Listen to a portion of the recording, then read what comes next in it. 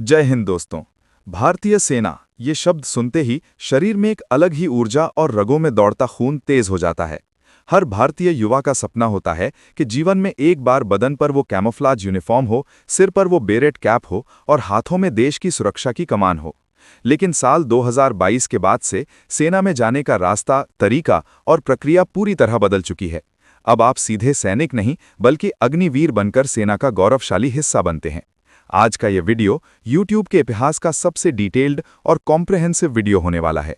अगर आप Indian army, navy या एयरफोर्स में अग्निवीर बनना चाहते हैं तो ये वीडियो आपके लिए एक बाइबल की तरह है। इस वीडियो में हम अग्निपथ स्कीम के इतिहास, नई recruitment policy, height, weight, written exam के हर एक सब्जेक्ट के एक चैप्टर, फिजिकल टेस्ट की बारीकियां, मेडिकल के दौरान चेक होने वाले 15 से ज्यादा पॉइंट्स, सैलरी स्ट्रक्चर और 4 साल बाद के भविष्य पर विस्तार से बात करेंगे। सबसे पहले बात करते हैं हिस्ट्री और बैकग्राउंड की। 14 जून 2022 को भारत सरकार ने रक्षा भर्ती प्रक्रिया में एक ऐतिहासिक बदलाव किया। इससे पहले सेना में परमानेंट कमीशन यानी स्थायी भर्ती होती थी, जहां एक जवान 15 से 20 साल तक सर्विस करता था। लेकिन आधुनिक युद्ध यानी मॉडर्न वॉरफेयर के बदलते तरीकों और सेना के एवरेज एज प्रोफाइल को कम करने के लिए अग्निपथ स्कीम लॉन्च की गई। इसका मुख्य उद्देश्य है भारतीय सेना को यंग एंड फिट बनाना। पहले सेना की औसत उम्र 32 वर्ष थी, जिसे इस स्कीम के जरिए 26 वर्ष तक लाने का लक्ष्य है। इस स्कीम के तहत भर्ती होने वाले जवानों को अग्निवीर कहा जाता है। ये सर्विस ड्यूरेशन 4 साल का होता है, जिसमें 6 महीने की कठिन ट्रेनिंग शामिल है। अब आते हैं सबसे पहले पड़ाव पर, एलिजिबिलिटी क्राइटेरिया। अग्निवीर बनने के लिए कौन अप्लाई कर सकता है? आर्मी में अग्निवीर बनने के लिए कई ट्रेड्स हैं और सबकी योग्यता अलग अलग है। पहली और सबसे लोकप्रिय कैटेगरी है अग्निवीर जनरल ड्यूटी यानी जीडी। ये सेना की रीढ़ है। इसके लिए आपको 10th पास होना अनिवार्य है और 10th में कम से कम 45% एग्रीगेट मार्क्स होने चाहिए। साथ ही हर सब्जेक्ट में कम से कम 33% मार्क्स होना जरूरी है। अगर किसी एक विषय में भी 33 से कम है तो आप जीडी के लिए योग्य नहीं हैं। दूसरी कैटेगरी है अग्निवीर टेक्निकल। अगर आप साइंस बैकग्राउंड से हैं और टेक्निकल माइंडसेट रखते हैं तो ये आपके लिए बेस्ट है। इसके लिए आपको 12th पास साइंस स्ट्रीम होना चाहिए, जिसमें फिजिक्स, केमिस्ट्री, मैथ्स और इंग्लिश विषय हों। इसमें कम से कम 50% एग्रीगेट और हर विषय में 40% मार्क्स जरूरी हैं। तीसरी कैटेगरी है अग्निवीर क्लर्क या स्टोर कीपर टेक्निकल। ये ऑफिस वर्क, रिकॉर्ड्स और लॉजिस्टिक्स संभालने के लिए है। इसके लिए आपको 12th पास होना चाहिए, आर्ट्स, कॉमर्स या साइंस किसी भी स्ट्रीम से। लेकिन शर्त यह है कि 12th में आपके 60% मार्क्स होने चाहिए और हर विषय में 50% मार्क्स अनिवार्य हैं। साथ ही 12th में इंग्लिश और मैथ्स या अकाउंट्स, बुक कीपिंग में से कोई एक विषय होना जरूरी है। चौथी कैटेगरी अग्निवीर ट्रेड्समैन है, जो 8th और 10th पास युवाओं के लिए है। एज लिमिट की बात करें तो अग्निवीर बनने के लिए आपकी उम्र 17.5 साल से 21 साल के बीच होनी चाहिए। भर्ती प्रक्रिया का अगला महत्वपूर्ण हिस्सा है फिजिकल स्टैंडर्ड्स यानी पीएसटी। भारत को अलग अलग जोन्स में बांटा गया है और हाइट का मानक उसी आधार पर तय होता है। अगर आप वेस्टर्न प्लेन्स जैसे कि पंजाब, हरियाणा, दिल्ली, राजस्थान, वेस्टर्न यूपी से हैं, जो कि सबसे ज़्यादा कॉम्पिटिटिव जोन है, तो यहाँ हाइट 170 सेंटीमीटर अनिवार्य है। ईस्टर्न प्लेन्स जैसे कि ईस्टर्न यूपी, बिहार, वेस्ट बंगाल, झारखंड के लिए हाइट 169 सेंटीमीटर मांगी जाती है। सेंट्रल रीजन जैसे कि एमपी, छत्तीसगढ़, गुजरात, महाराष्ट्र के लिए हाइट 168 सेंटीमीटर और साउथ इंडिया के लिए 166 सेंटीमीटर होनी चाहिए। क्लर्क पोस्ट के लिए सभी राज्यों में हाइट में छूट मिलती है और ये सामान्यतः 162 सेंटीमीटर होती है। चेस्ट सभी के लिए समान है, 77 सेंटीमीटर बिना फुलाए और 5 सेंटीमीटर का एक्सपेंशन यानी फुलाने के बाद 82 सेंटीमीटर होना चाहिए। वेट आपकी हाइट और एज के अनुपात में होना चाहिए। अब हम बढ़ते हैं सिलेक्शन प्रोसेस और रिटन एग्जाम सिलेबस की गहरी जानकारी की तरफ। सिलेक्शन प्रोसेस 3 फेजेस में होता है। फेज 1 है online common entrance exam CEE, phase 2 है recruitment rally, physical fitness test और फेज 3 है मेडिकल टेस्ट। आइए सिलेबस को डिकोड करते हैं। अग्निवीर जीडी का पेपर 100 नंबर का होता है, 50 सवाल। इसमें जनरल नॉलेज 15 सवाल, जनरल साइंस 15 सवाल, मैथ्स 15 सवाल और लॉजिकल रीजनिंग 5 सवाल आते हैं। जनरल नॉलेज में आपको हिस्ट्री, सिंधु घाटी सभ्यता से 1947 तक, ज्योग्राफी, भारत की नदियां, पर्वत, पॉलिटी और स्टैटिक जीके पढ़ना है। करंट अफेयर्स के लिए पिछले 6 महीने के मिलिट्री एक्सरसाइजेज जरूर देखें। जनरल साइंस में 10th लेवल की फिजिक्स, केमिस्ट्री और बायोलॉजी आती है। मैथमेटिक्स ही वो सब्जेक्ट है जो आपकी मेरिट तय करता है। इसमें आपको number system, LCM and HCF, average, percentage, profit and loss, time and work और मेंसुरेशन के फॉर्मूलाज रटने होंगे। अग्निवीर क्लर्क की तैयारी करने वालों के लिए 100 नंबर 25 सवाल सिर्फ जनरल इंग्लिश के होंगे।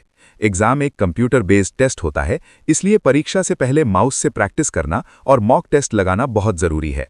रिटन एग्जाम पास करने के बाद, जो कि केवल पहला चरण है, आपको शॉर्टलिस्ट किया जाएगा फेज 2 के लिए, जो है फिजिकल फिटनेस टेस्ट यानी पीएफटी। यही वो चरण है जहां फौज का असली दम और अनुशासन दिखता है। फिजिकल टेस्ट में कुल 100 मार्क्स होते हैं जीडी के लिए, और ये फाइनल मेरिट लिस्ट में जुड़ते हैं। इसमें सबसे मुख्य और सबसे कठिन है 1.6 किलोमीटर रनिंग।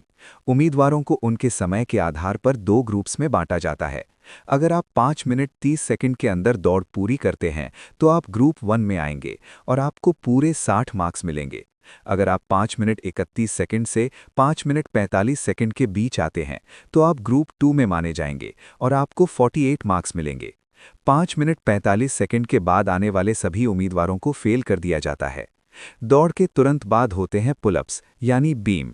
10 पुलअप्स लगाने पर आपको 40 मार्क्स मिलते हैं, 9 पुलअप्स पर 33 मार्क्स और 6 से कम पुलअप्स लगाने पर आप फेल हैं।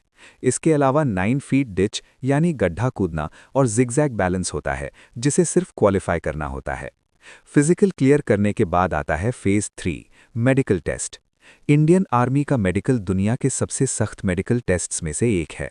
यहाँ सबसे पहले आईसाइट चेक होती है, जो बिना चश्मे के 6x6 होनी चाहिए। कलर ब्लाइंडनेस चेक करने के लिए इशिहारा चार्ट पढ़वाया जाता है। अगर आप कलर ब्लाइंड हैं तो सेना में चयन असंभव है।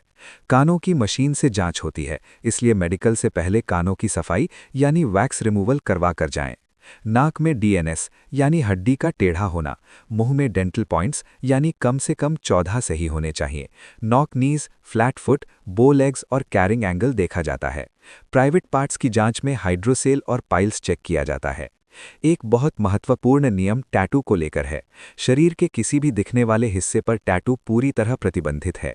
केवल फोरआर्म के भीतरी हिस्से पर धार्मिक टैटू या अपना नाम छोटा साइज अलाउ हो सकता है, लेकिन सलामी देने वाले हाथ यानी राइट हैंड पर बिल्कुल नहीं। अब बात करते हैं सैलरी और फाइनेंशियल पैकेज की। अग्निवीर की सैलरी स्ट्रक्चर बहुत ही पारदर्शी यानी ट्रांसपेरेंट है।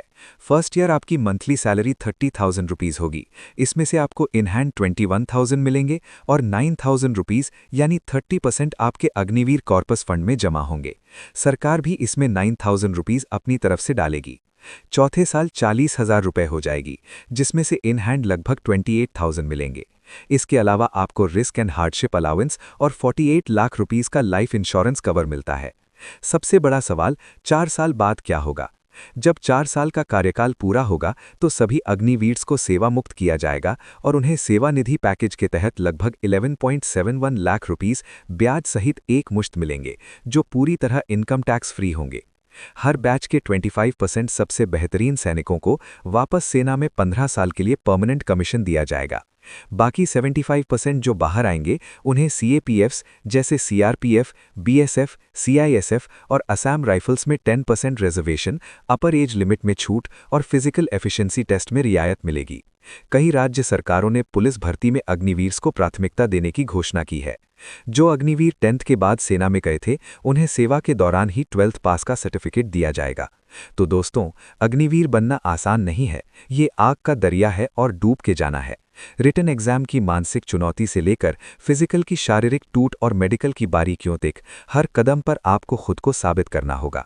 लेकिन याद रखिए, वो 4 साल या शायद पूरी जिंदगी जो आप तिरंगे के साए में बिताएंगे, उसका मोल कोई पैसा या पैकेज नहीं लगा सकता। अगर आप में वो जुनून है तो आज से ही ग्राउंड और किताबों को अपना दोस्त बना लीजिए। उठो, जागो और तब तक मत रुको जब तक लक्ष्य प्राप्त न हो जाए। जय हिंद, जय भारत।